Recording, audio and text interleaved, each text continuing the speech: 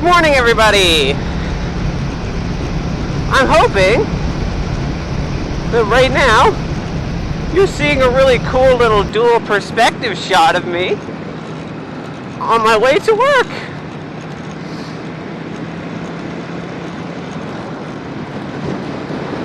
Let's just get up to speed here, and hopefully we can make some recordings that sound okay for my friends here. All I hear right now is my music a little bit and the sound of wind, but I can hear my voice just a tad. This one won't be able to hear shit, but that's fine. It's just gonna be wind noise forever. Basically, I think I finally figured out my setup. This mic is not brilliant. Like, don't get me wrong, it kind of sounds like shit.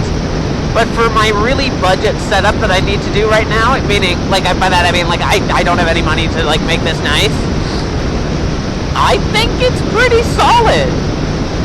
Like, both my cameras are recording at 2.7K. Now, granted, they are not the best cameras. Like, they're really not. They're cheap. And this mic is cheap. Like, it doesn't sound brilliant, but you can tell the words I'm saying, so, like, that's progress. At least I'm pretty sure you can. I haven't really listened to it at high speeds yet, but I think you should be okay. Should be relatively little wind noise getting over it. Like, it shouldn't have a lot of whoosh sounds, so it should be pretty quiet. Sorry, I'm a little sniffly this morning. I think maybe I need to, like, clean my helmet or something. I must have had something on my hair that made me all allergic, or I don't know. Something just happened basically as soon as I put the helmet on, so, like, something's up in there.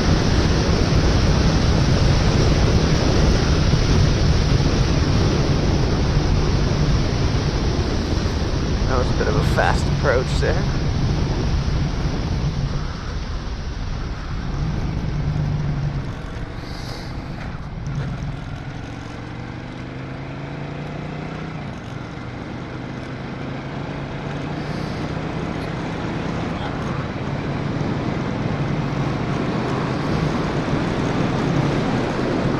Alright, there we go, we're in top gear, let's go, whee! So anyway, I've had a total adventure with the bike. Last time I tried to talk about, I've been trying to make part 3 to the Facebook Marketplace build, like to the whole series of this bike. I've been trying to make part 3 to that for like the last 3 weeks. The problem is that I keep running into issues relating to my mic or my camera. So I'm hoping with my new setup here, that's basically all on these knockoff GoPros, instead of having anything to do with like any separate recording. That thing's funky looking. But basically, if I can avoid doing any other recording on any other devices, that's perfect. So ideally, as long as these cameras are on, I'm good. I'm hoping that this fucker is working and recording my voice relatively clearly. But anyway, basically, part 3 is, from part 2, I said I was going to go take it safety the next day. I brought it there. It turns out I cannot drop it day of, and that I should have called to make an appointment, which, like, duh, I should have. But, you know, I was optimistic. So I couldn't drop it off that day. I then set up an appointment for, it was May 27th or 28th or something. It was a Tuesday, and I think it was the 27th then. And like the 25th was the day I could drop it off, which I think was the Saturday beforehand.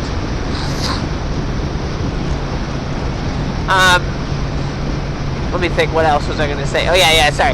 Anyway, so then I went to bring it on Saturday with the same guy who got me, who helped me pick up Shimmer from Burlington with a trailer. The same guy who helped me pick it up was going to bring it with me to get safety, and he was going to trailer it. He ended up not being available that day, so I couldn't get it Saturday. So, but the appointment was Tuesday, so I'm like, I can bring it Tuesday. I go to bring it Tuesday. He's also once again not available, which, you know, it's all good. So my family owns a company that has trailers. Like we have stuff. So we stuffed it in one of those trailers. It was a closed trailer. And I went along with one of the employees. Guy actually that I went to high school with, like I knew him. And we took off to the town over. We were only going one town over, like 5 minutes. And at one of the intersections, after we strap her down in the trailer, she's strapped, and we take off. At one of the intersections, we hear a bump, and, we look at the back of the trailer, and I'm like, well, I don't know, I can't see in, so, let's just keep going. And we got to the place, and Shimmer had fallen over in the trailer because the tie-down point holding down the left side of her fork snapped. So then the other side was just kind of pulling against nothing, and the rear one was not stabilizing enough, so she took a tumble. I probably should have had a second on the rear. Like, realistically, that would have probably saved me. Whatever. We only had 3 straps, so, we did what we could. So once it snapped and fell over, this piece broke, so that's why that's new. And it cut up my grip. So my grip, which is under my hand right now, is currently quite cut up. I'll show you at the next stop sign. You'll be able to see it. So that sucked. And so then I talked to the guy and I was like, haha, I'm coming to drop off my bike. Literally, I dropped it on the way in, so I talked to him about it, and he's like, whatever, it doesn't look that bad. We had a conversation about, how he's seen drops on the way in because people just didn't tie it down. And, we did tie it down, the tie-down point just broke, whatever. It sucks, but I tried, I wasn't just pure negligence, I tried. So we had a conversation, he's like, yeah, no worries, I'll order the part for you. So he took it from me on this Tuesday. It was I think Tuesday, May 27th, something like that. So he took the bike from me, ordered the part for me, and keep in mind I had a trip coming up on the 15th. It was a Saturday, June 15th. It's the day we left. So I had a trip coming up that day. So I couldn't be So I figured the safety wouldn't take that long. And the part would maybe take a week and a half. So I call him a week after, the next Tuesday. Hasn't even gotten a chance to touch it. There's people in front of me in line. It's only a one-guy shop. I get it. Called him next week. And I think the second week was when... Was it the second week? It was the second time I called him that I believe he updated me and let me know, basically, he was able to do the work to it. Everything I had done was good. So basically what I did passed the safety, which was, that was big to me. Every bit of work I put in was fine. The spark plugs needed to be swapped. I had taken the word of the guy I bought it from that the spark plugs had been swapped. And to be fair, they probably had been. The carbs were so out of sync with the amount of times he ran it. It seems like he got a hell of a lot of carbon buildup on the... damn it, that guy wasn't fast enough through. Basically, there was a bunch of carbon buildup on the spark plugs, I believe. I believe that was the issue. I don't actually remember what he told me. Basically, he just told me he had to swap the spark plugs. So he swapped the spark plugs for me and did my safety, ordered my replacement part. It was like $40, whatever. It kind of sucks, but it's not that expensive. So he did all this work for me, and I got it back. So it was done Wednesday the 12th, because I guess if Saturday was... Thursday was the 13th, the Friday's the 14th. Yes, Tuesday the 12th is when he or Wednesday the 12th is when it was set and done. So I had my friend Riley, who you've seen in my videos already if you've watched basically any of the last however many rides. He's the one in the Pontiac. So I got a ride over there in Bubbles. Got out to go get on Shimmer and take her home. And I was, anxious because first time on my own bike. At this point, all I had ridden was the Groms and like the Rebels and shit from the course, like the safety course. So when I went to get on Shimmer, I was kind of a little nervous, and I didn't let her warm up enough because I was anxious and I wanted to go home.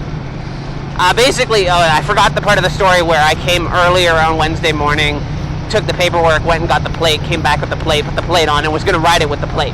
That was how I was going to take it home. Because I was sick of trailering. I was mad about the trailer situation, so I was like, I'm just going to ride her home. Sorry, I forgot that part of the story. That's kind of an important aspect to why I was doing what I was doing. So anyway, I got there, and I didn't let her warm up enough. Like, I just basically started her, put a little bit of choke on, was like, oh, good enough. Then tried to throw her in gear, and I stalled it out because she wasn't warm. Like, she was just, the moment you tried to bring out the clutch, even with just nothing, even with lots of, it just didn't go anywhere. So I didn't let her warm up. I stalled her once. Then I got like, oh, what have I done? And then I stalled her again, and I stalled her again, and then she wouldn't start again. And I have this little thing that, of course, tells me my battery voltage when I flip it on. And I flipped it on, and it said the battery was down to like 11 volts. And I was like, great. So the battery spent probably, at some point, a large period of time on, or my 3 starts just was too much for it. So I killed the battery. Like, I didn't, kill it, but like I drained it. And because this is a Suzuki Intruder, the battery, in their ever-present wisdom, is in front of the rear tire, like way down there. And so I couldn't just boost it, let it warm up, and let the alternator do the rest, and hope I didn't stall it. But even then, that was risky. So I couldn't boost it, couldn't bump start it, because of course that's the same risk. If I run out and I can't start it again because I stalled it in an intersection, now I'm halfway from home, and I'm halfway from the fucking place, right? So like I don't have a safe spot to leave it, and it's too far to walk one way or the other. So I came to this conclusion, and he was super nice. I'd already paid him for all the service, and he's like, hey, don't worry, leave it here. I'll plug it into a battery charger overnight. Come back in the morning, the battery will be full, and I won't charge you anything for the extra day of having to leave it here. Which I would hope not, but it was still, it's nice of him. He doesn't have to do that. He could just say, you paid me, get the fucking bike out of here. But he was nice enough to let me leave it there another day. And so now I was kind of in my own head about the stalling and the not being able to get it home. So the guy who I was going to get to trailer it for me, he also rides. So I was basically like, hey, can you just ride my bike home for me? Because at that point he wasn't available till Friday. I guess I tried to go the Thursday, not the Wednesday. All I know is that the Friday was the day I had to go pick it up. But the Friday was also, or no, it was the Thursday. Yeah, it was the Thursday. Sorry, I'm just I'm going off of memory of a month and a half ago. So anyway, on the Thursday, and the Friday I had to go pick up all my friends because none of them drive, so I had to pick them up the night before so we could leave bright and early for the vacation that I was driving them all to. So I knew Friday was occupied. He came Thursday morning with me. He rode it home for me. Got home, no problem. Then I went on my vacation, came back, and started riding Shimmer. And here we are. Now she's been up to Lake Simcoe. I also have done incredibly stupid things with her. And I don't mean that in I'm driving like an asshole. No. I went to Boston Pizza on this Thursday.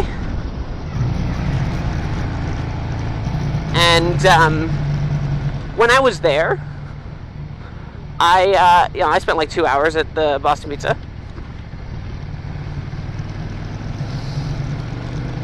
And when I got out at like 7 something, in the city here, like in the city,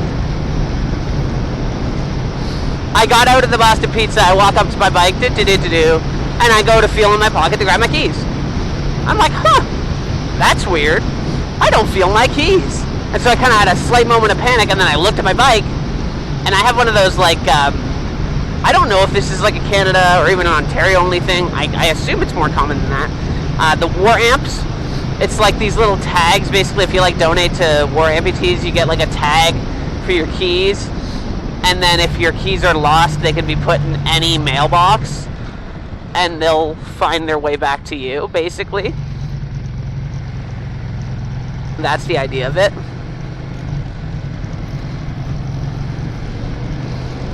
So, anyway, the war amp stuff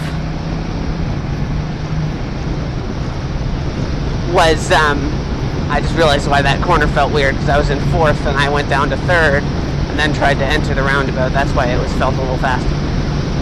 Sorry, just think of myself. But anyway, we have these little tags that are for the war amps. They're like plastic tags. Basically, somebody can stick it in a mailbox. It will make its way back to me completely anonymously, no problems.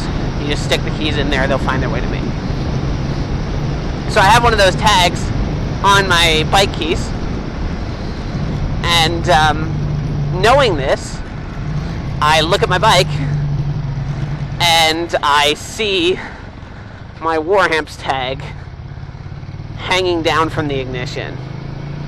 So for 2 hours, while I was eating dinner with my friends, having a lovely time chatting with them at Boston Pizza, which is a fantastic Canadian pizza place.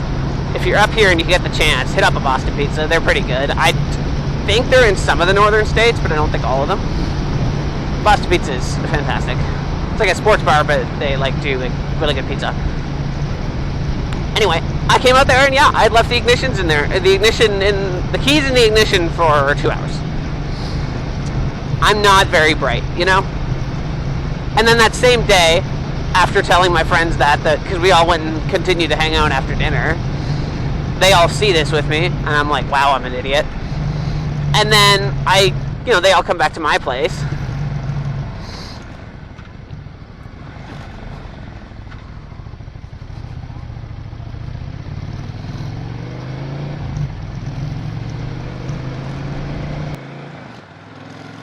So they all come back to my house, and I parked my bike in the garage, and we're going inside and we're chatting. And then I was like going to put my keys away, and I feel my pocket again, and I go, oh, am I that stupid? Walk out to my garage, yep, I left the keys in the ignition twice in a row in the same fucking day. Ooh, that guy got really close to me, I didn't like that. So twice in a row in the same day, I left my keys in the ignition. And now, the moment I turn it off, they go in the pocket. The moment they are turned off, into the pocket.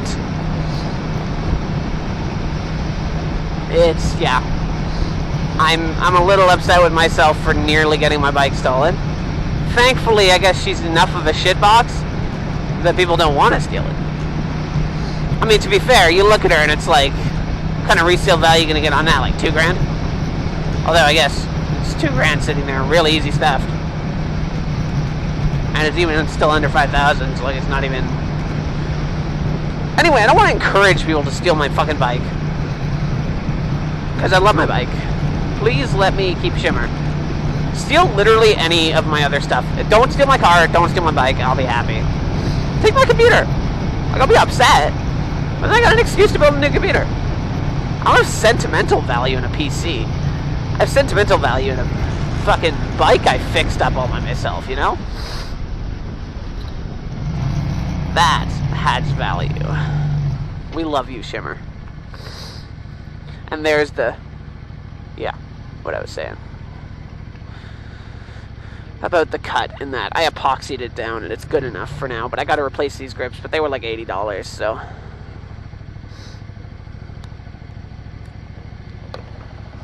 Hello. Open my mask a minute. Let some fresh air in. I'm at 73,502 kilometers. I've already passed 1.2K. Well, you can see on the tripometer there, it's 578. I haven't reset it in a while. I'll have to get gas tonight after work. Then I'll reset it.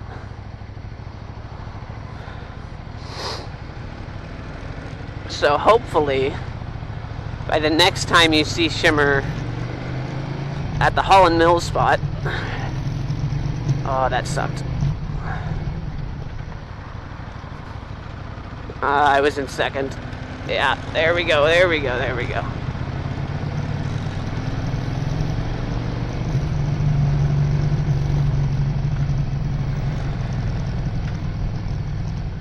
Okay, there we go, there we go, there we go, there we go.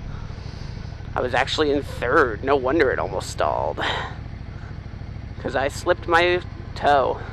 I just need to, just a little bit. There we go. Just need to scratch my nose. So yeah, but hopefully by the next time you see Shimmer in the Holland Mill spot, our new favorite area, hopefully she will have a reset tripometer and a full tank of gas. Oh, I really want to miss the LRT this time. I hate the LRT. If y'all live in like a city with light rail transit, you understand when they got intersections like this. It's just the worst. Like you sit there for like 5 minutes. Ugh, drives me insane. Oh wow, I'm way early for work today. I just was like excited to get on my bike. I wasn't really thinking about the time. Oh well. Early is better than late, I guess. Although not really for me. I don't like being early. It doesn't do me any good. I don't get paid extra. Because I'm just not allowed to punch in.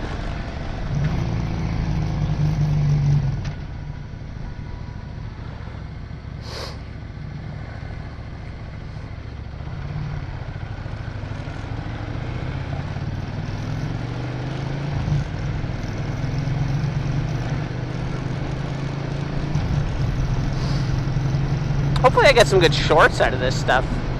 I've been enjoying posting YouTube shorts, although I've been really slacking on BSauce. If y'all watch the gaming channel, because like that's my bigger channel. I mean, it's 200 subscribers. Like, you know, it's nothing. But like it's big for me. You know, I enjoy that. I feel like there's actually a community that will consistently watch, and that makes me happy. Like, even though it's only like 4 or 5 people I see consistently, it's still 4 or 5 people I see consistently. Like, it's fun. But I have been slacking on it lately. Fucking stop looking at me, jackass. I can see you in your mirror too. But yeah, there we go. I need to add another rubber thing to that to make it stop sliding. What was I saying? Already forgotten. Something about work or something, I don't know. See, this is the problem. My brain just... Oh yeah, BSauce. About YouTube. I need to do a video on that channel soon, so... Any suggestions I would greatly appreciate. But anyway, I'm right around the corner from work, so... I'll see you guys later. Bye-bye.